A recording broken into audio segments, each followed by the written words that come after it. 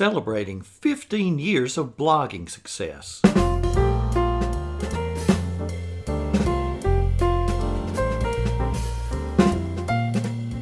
Here are my words from 15 years ago. For as long as I can remember, I've been interested in systems people had that helped them get their stuff done, or what kept them from getting their stuff done. I've been in education for over 20 years, and I'm currently a school principal. During my career, I've managed to put together a system and some strategies that I believe not only work for me, but can work for anyone who's interested in being more organized, experiencing less stress, and managing the limited amount of time available to us. Please visit often and enjoy. The paragraph that you just heard is the entire text of my very first blog post. The date? August 30th, 2004. That's right, 15 years ago. It was before Facebook, Instagram, Twitter, podcast, or YouTube. Blogging was fairly new, and it was the only game in town. And it was a significant new game. I like to say that before blogging, content was created by really smart people who lived far, far away. After blogging, content was being composed by average people like you and me. Anyone with a message to share could share it with anybody willing to listen. Now, there's no shortage of social networks. But let me ask you this. What's to stop any one of them from going belly up tomorrow? And then where's your content? Your blog is the one piece of the internet that you own. And when I moved from Blogger to a self-hosted WordPress site, I took every single post with me. My journey into blogging started as a way for people who attended one of my workshops to stay in touch. Both then and now, it provided a place to address a complete thought without limits on the number of characters. It's a place to call home without the restrictions and whims of any social platform. This post is number 1562. We've covered a lot of ground. You'll find posts about tools that no longer exist and others that are new. You'll read about principles that have stood the test of time. With that many posts, it's hard to pick favorites, but I'm going to give it a try. So if you're listening on Anchor or YouTube, come over to the blog at frankbuck.org. Click on blog. So here goes, starting with 2004, choosing a signature tool. Whether it was senior year in high school, first year as a teacher, first year as a principal, or now, I've always had one tool into which everything went. Come over and read that post. 2005, email makes us stupid. Email lowers our IQ more than smoking marijuana. That's what a British study found. And 14 years later, we're still trying to figure out how to stay on top of email. Come over and read a little more about it. 2006, an overheard conversation. You know, keeping your mouth shut is often a good move, especially when it relates to a conversation that doesn't include you. But there are other times that maybe you do need to interject yourself. I end this particular post by saying these words. I could not help having felt that by remaining quiet, I had become part of the problem. See if you agree after reading. 2007, my favorite post was called The Hoax That Almost Hooked Me. You see, by this time, the internet was an important part of our lives. Facebook was still in its infancy. Email chains were commonplace. Sharing jokes and warnings through email was an everyday occurrence. Teaching people not to believe everything they read in an email was a never-ending challenge. But I showed teachers how to use Google as a way to check the authenticity of a claim before forwarding it. But in this post, I share an email that I almost forwarded. I'm glad I didn't. 2008. This was a significant one. 2008 was the year that the first edition of Get Organized Time Management for School Leaders had been published, and it was doing well. I presented at the National Association of Elementary School Principals Conference for the first time and presented to a packed room.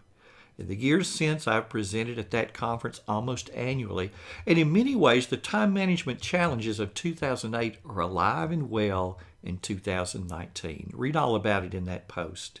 2009 was entitled Two Roads.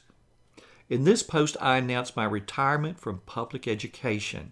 As you read that post, you'll see some differences between the style you saw then and the style you see now. Back then, all of my posts were simply text only, and I posted about every other day. Because back then, the conventional wisdom was, if you were a blogger, you needed to be coming out with new content every single day. Well, that idea has changed considerably. Over the years, the content I produce would be less frequent, but include images, audio, and we're moving toward video. 2010, of givers and takers. If you're wondering, why should I start a blog? This is going to be the post for you. And I end by saying, and in that delicate balance between being givers and takers, we may see ourselves beginning to hold up our end. 2010, goodbye, Dr. Jan. Jan Borelli was a friend of mine long before we ever met, and blogging was at its heart. When she died suddenly, and I read it on Facebook, it was something that really struck me. If you don't click through to any other post, please click through to this one and read Jan's post on the frigid plains, tamales, and families. 2011, thinking about getting a doctorate? If you're traveling down that road, please come over here where I share some very specific things that helped me along that road when I got my doctorate in 1997. 2012's highlight post is called Note Taking, Day in the Life Example. How to trap information easily and find it later has been a long time interest. This particular post is the third in a series on that topic. Readers will see how I approach taking notes during a meeting and then what happens to those notes afterwards. 2013, when good gives way to better. One of the themes consistent through my teaching is that of change in the world of technology. This post may well be the first time I articulated the theme of welcoming the sunset of a digital tool. Good things are replaced by better things is a mantra in which I believe and one that provides hope. 2014, what my dogs have taught me about the real world. Our first wedding anniversary, our gift to each other was a puppy. And from that day forward, dogs would play an important part in our lives. The arrival of a new dog or the departure of a treasured friend would be chronicled on this blog. This post examines the life lessons that I've learned along the way. And you'll even see a video of our then newly adopted Sally. 2015, more thoughtful or just better organized. Being organized and being a people person are often thought of as being polar opposites. In this post, you'll meet someone whose thoughtfulness was masked by forgetfulness. Being better organized allowed the thoughtfulness to shine through. 2016, I just couldn't choose between these two.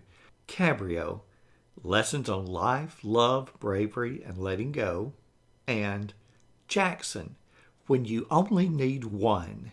Two more dog stories highlight second chances. For the last 3 years, Jackson's favorite place to lay was at my feet as I work, and at my feet as I record things like what you're listening to right now. Earlier this month, he died at age 13. It still feels weird to look down and not see him there. Another from 2016, the 6 best reasons you should stay with Evernote. We all need a place for the reference information that we want to be able to access from everywhere. Not everything needs to be printed out on an 8.5 by 11 piece of paper with 1-inch margins all the way around. Our needs now are that we can add information easily, that we can retrieve it quickly, that we can search for what we need accurately, that we can share our information with other people, and Evernote, in my opinion, is the best tool for doing that. Come over and read this post and see what your thoughts are. You might just become an Evernote user, and if you are and thinking of jumping ship, you just may think again.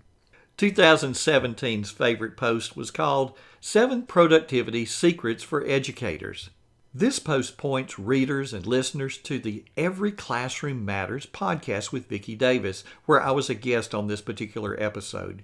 We talked about the 7 things to look for in a digital task list.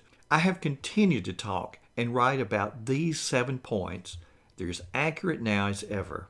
2018, How to win the email battle, 52,000 to 2.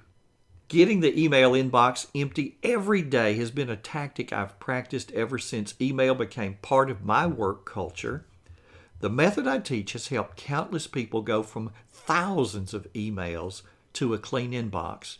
This post examines how one person went from 52,000 to 2 emails in a single session. 2018. Great notes when you need them. You can have it today. A favorite post from 2012 talked about note-taking. This post is the last in a series that explored note-taking in a variety of settings. In an information-rich environment, our information is only as good as our ability to find it. And what we find is only as good as our skill in creating that information. 2019. Remember the milk. What you need to know about the learning curve. Kenny Rogers' song, The Gambler, tells us, you've got to know when to hold 'em, know when to fold 'em. I had been a devoted user of Toodle-Doo since July of 2012. You'll see many references to it on this blog, but when a new owner instituted changes that I felt reduced the value of the program, I left for another task manager and fell in love with Remember the Milk. I then did what I've done for years, left tracks for others to follow. And then finally, also in 2019, Global Guru's #1 in time management. I've been writing and speaking about organization and time management for a very long time, and often it's hard to tell the impact you're making. Being named #1 in the world by this organization is certainly a high point and humbling, to say the least. 1,562 posts later, we're still going strong. We've gone from simple text to more mature formatting. We've added pictures and then better pictures. We've added audio, and we're looking toward video. Thanks to everybody who's made this a gathering place for people who want to get organized and make it look easy. I hope we can do it all for 15 years more. This has been Frank Buck. Thanks for listening. Now go and have the time of your life.